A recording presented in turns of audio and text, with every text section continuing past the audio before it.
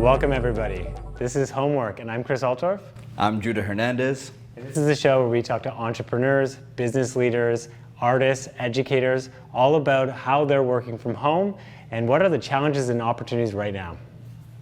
Today, Chris and I, we're going to be interviewing the CEO of Accelevents, and he has a lot of amazing perspectives to share with us about what's been going on in their world. Hey Jonathan, how's it going? Doing well, thank you. How are you? Doing okay.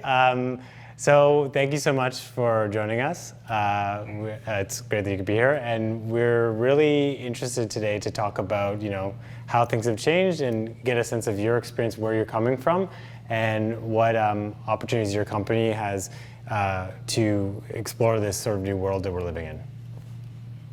Yeah, it's certainly been an interesting time for us, and looking at it from a couple of different perspectives. As a company itself, we've been remote always. We've never had a physical office. We have people located around the world, and that's worked really well for us. So the transition there has actually been quite easy. But it gives us an interesting lens because we're working with so many other companies that are going through this transition for the first time. And they're trying to figure out both how to engage their employees, but also their customers in a way that they never had to before. So through our platform, it's a virtual event platform, the event organizers that we're working with are using the technology for a number of different ways. But there are quite a few challenges when you're trying to figure out how to take an event that was previously in person and experiential in nature and transition that to something that does take place online. One thing I would, I guess, personally curious about is, the idea of, doing a virtual event experience when you're dealing with different types of devices, right? Because you have people that are, working on phones, they may be at a laptop, and trying to make that experience is sort of interesting, but good for that user type. Number one thing, and this is to no surprise, practice sessions, practice rounds, trying it under different environments, and then once you get everything working perfectly, do it all again. That is the best way to ensure that everything goes perfectly on the day of your event. The other thing that we're seeing a lot of event organizers taking advantage of is Simulive. So pre-recording the presentation aspect and then coming in for the Q&A after the pre-recorded content is done. And that also allows them to go in there and add an element of polish to the pre-recorded content. A couple of other aspects of that on the production side of things. When you're working with an event that might have 50, 100, or even sometimes 1,000 different breakout sessions, having some consistency in the way the video is edited goes a long way. And that could be with broadcasted content or pre-recorded content. But you can have a simple template that you're maybe running through OBS or something else, and it really adds that level of polish. Now, when it comes to actually facilitating the live side of things, we see a number of different approaches to this, and that depends on the event size and the budget for the event. The events that do have the highest level of polish naturally are shipping out hardware to the people who are presenting from their home. And that hardware, from what I've seen, and I'm sure you have a better touch on this than I do even, but it doesn't just stop at the camera or the microphone. It goes to backdrops and lighting, even in some cases props. And that really does make a huge difference in that final product. Yeah, you're absolutely right. Even down to one of the things that we saw when we first started this was trying to find capture cards. Everything was sold out all over the place. And you suddenly found out how important a good capture card was. So yeah, little things. Now that brings me to one of my questions is, technology is amazing when it works, but what have been some of the technological challenges that you've had in your business in particular? Is there anything that stands out? Yeah, ISPs, internet service providers, they're great. They usually work. And when they decide not to work, it's always at the most unfortunate time. Fortunately, depending on the resolution that you're broadcasting at, you can use your phone as a hotspot, and that often is a good backup. And we do encourage our speakers that are working with the event organizers to make sure that they know how to hotspot off their phone, because if you need to make that transition, you can do so in 30 seconds or so.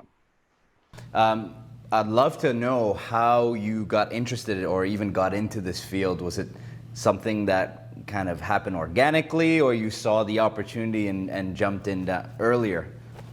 Yeah, that's a fun question. So we've been in the event space for almost 7 years now. And we started in the virtual fundraising space and then moved more into the event ticketing space. And then working with more and more conferences and other business professional events, we were realizing that there was shrinking corporate budgets for event travel and corporate travel. There was also more of an emphasis on sustainability, which is another reason that people were avoiding unnecessary travel. And for that reason, we were getting feedback from the event organizers that we were working with that they wanted a hybrid solution. They wanted the ability to host their event in person, but then open it up to a much wider audience geographically. So we started building out tools to facilitate that. And with everything that happened with the explosion of COVID in North America in early March, we just buckled down on that, and that became our focus. For me personally, I find the technology much more interesting in the virtual event space than the general ticketing space. There's a lot more technical challenges to solve, but it's really interesting and really fun, and it's really cool to see all the innovation that's coming out from so many different companies in this space right now. Yeah. Yeah. Are you more of like interested from the perspective of like people and organization? Or are you like a tech guy, or are you like a visual guy? Like, I know this is maybe too simplified of a version. I'm sure you're all of those things, but like if you were to like say, okay, if I had to choose one, what's the thing that like drives you? The thing that I really like, well, it kind of goes back to why I started the company in the first place. 7 years ago now, my buddy and I used to throw clam bakes and pig roasts on the beach, and we get like 100 people to show up. And at the end of one of those days, I found out that a relative who at the age of 17 got diagnosed with cancer. Thought about running a marathon, realized that I was half decent at throwing parties and could raise way more money doing that. So got back to Boston, went to the aquarium the next day, put my credit card down, and had to sell 185 tickets to break even. We ended up selling 840 to the first event, raised about 65 grand. We've since held the event 6 times and have raised over 600 grand for Dana-Farber Cancer Institute here in Boston. So the more personal side of the fundraising side of it, but going into that first event, we realized that there was no affordable way to facilitate the auction and the raffle digitally. We had a younger demographic, knew that we could put something together, had a bit of a tech background, so made that work, went really well, and then we're like, all right, let's run with this. Let's put something out there that more event organizers can use at an affordable price point. One thing led to another, and here we are. And it actually derives from just the enjoyment of hosting events. It's so fun to bring people together and create experiences. From there, really enjoyed watching that build and learning the technology behind all of it. I'm not an engineer by trade, but self-taught in some sense. My focus is really on thinking about bringing the different building blocks together and figuring out what event organizers and attendees are looking for from a virtual event and how we can facilitate that. And there's just so many different aspects of that, whether it be a trade show or a conference with breakout sessions, or trying to figure out how people can network virtually. Because at the end of the day, when you're attending an event in person, yeah, the content's important, but the relationships that you build are equally, if not more important. So how can we do that online? And from the perspective of an exhibitor, you're there because you want to get leads. One thing that we noticed at the beginning of this transition to virtual is that companies that historically were spending quite a large sum of money on sponsoring events and attending events as exhibitors, well, they were very apprehensive to doing so online. They felt like, why should I spend all of this money to just have a digital presence here when I used to have a 30 by 30 booth and a giant sign hanging on the ceiling? But in reality, when they have that booth at that convention center, they've got 100, 200 people walking by them before they get their first business card.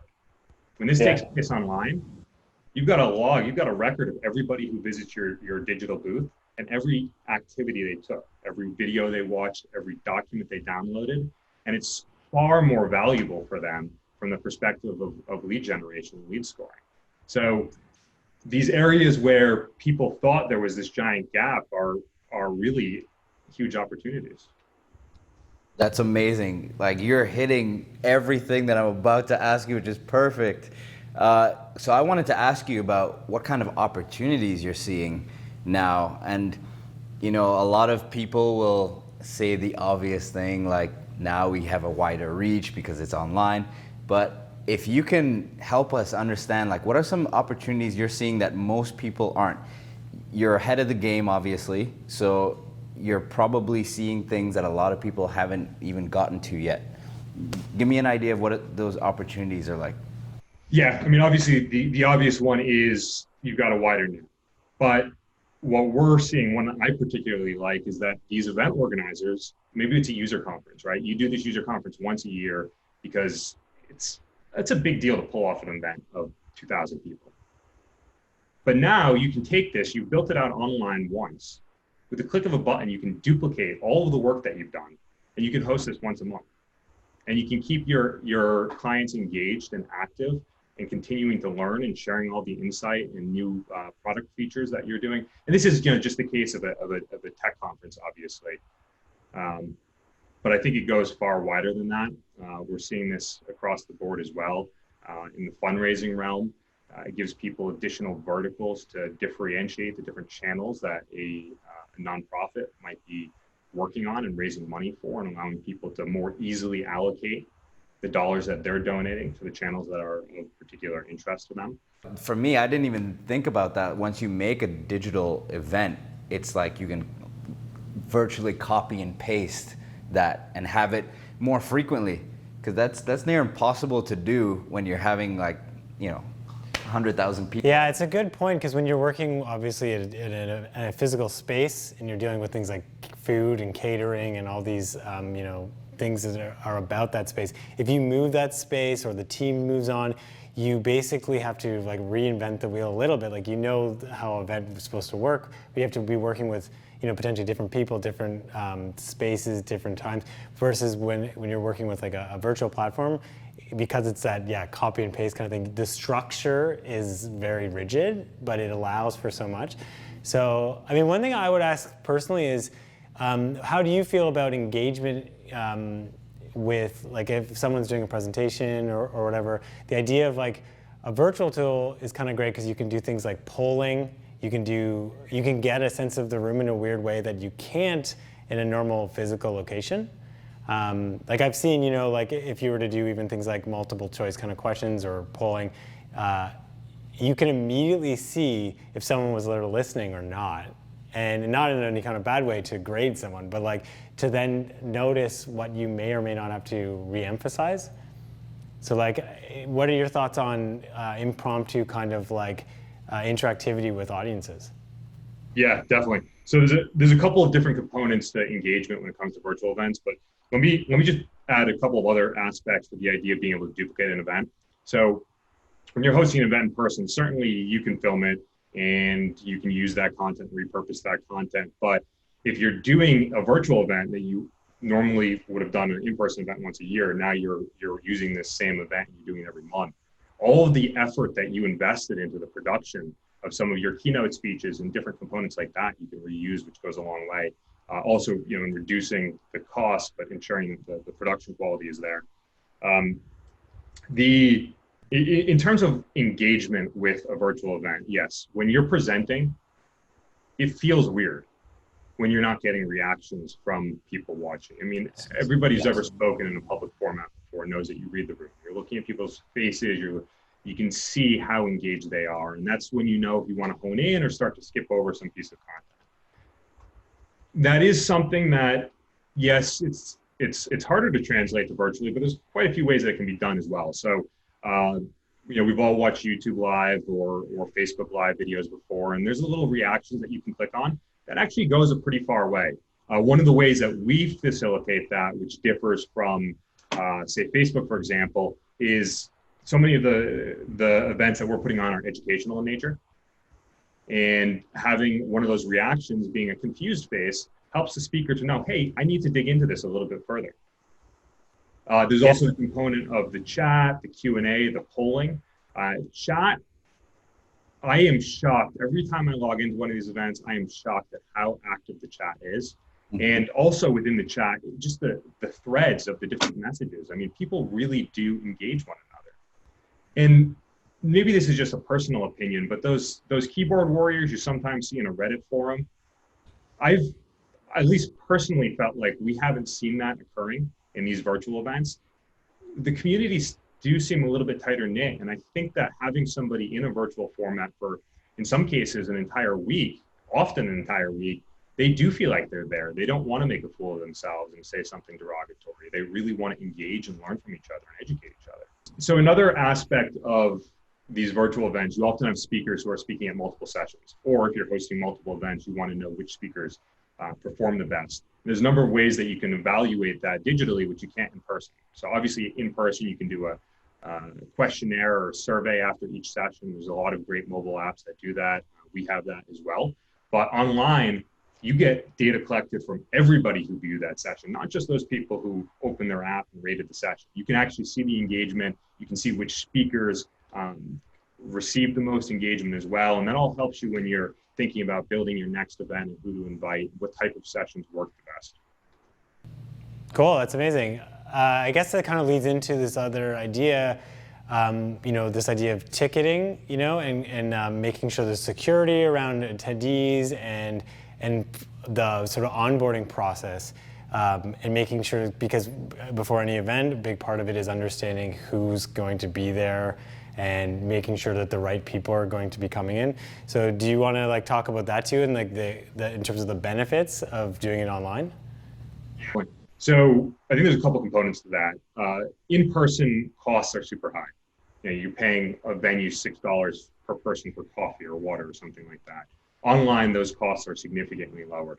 What we're seeing is about 90% of the events that are hosted on our platform, it's free for the attendees to register, and the event organizers are covering the cost of their sponsorships and exhibitors.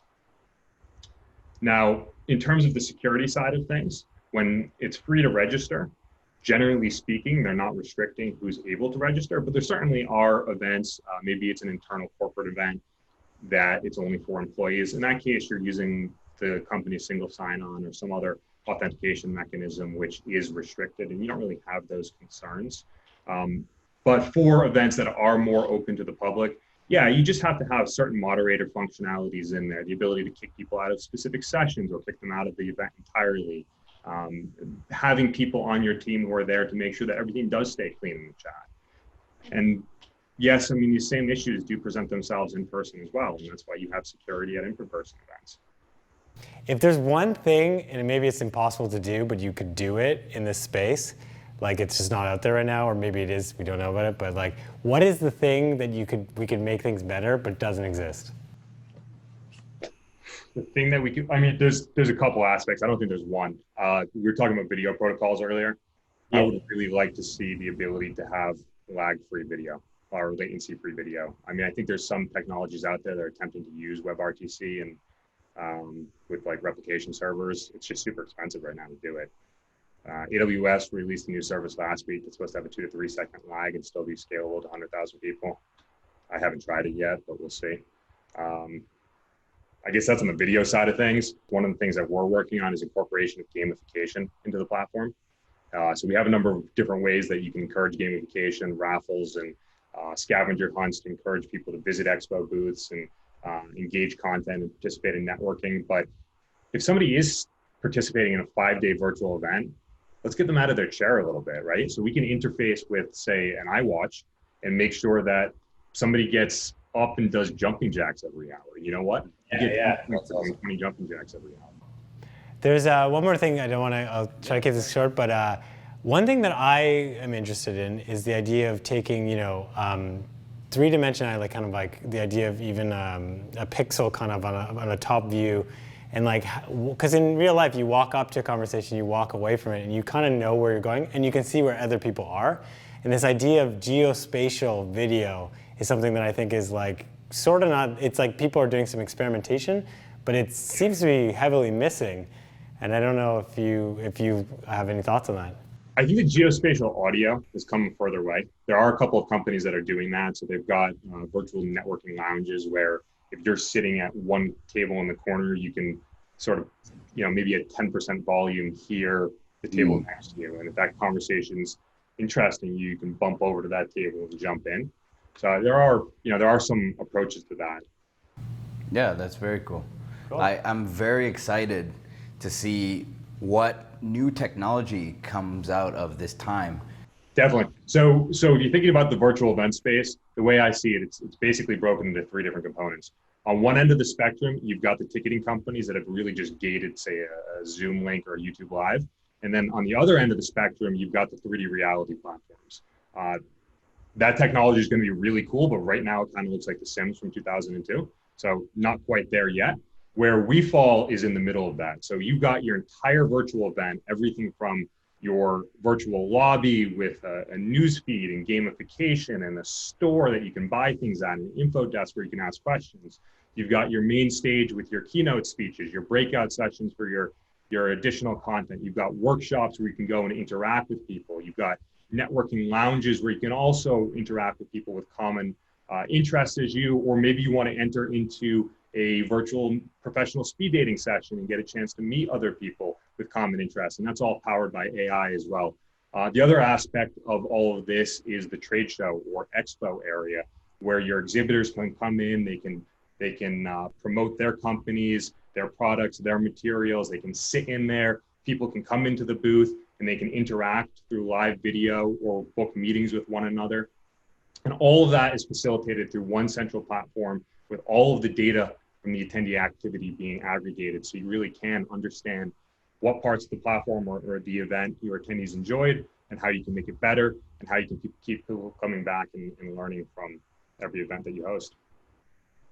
Awesome. That's fantastic, man. Yeah, so it's been an absolute pleasure. We wish you all the best, and I think your type of company is one to look out for in the future. You're definitely making waves, and we're glad we got a few minutes with you, man.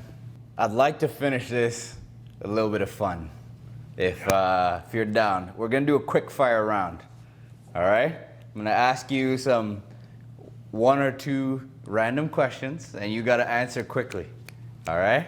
Let's see how I do. Okay, we'll start with something really easy. Google Hangouts or Zoom? Google Hangouts. Google Hangouts. All right. Hot dog or cheeseburger? I'm lactose intolerant. I go with the hot dog. Good choice. Good choice. I'm also lactose intolerant, so I'm with you. All right. All right. Baseball or hockey? Hockey. Okay. All right. You took a moment for that. Yeah, that's good. All right. Leg day or chest day? Leg day or chest day? Leg day. Leg day. I love it. I love it. All right. Vacation adventure or vacation on the beach? Adventure.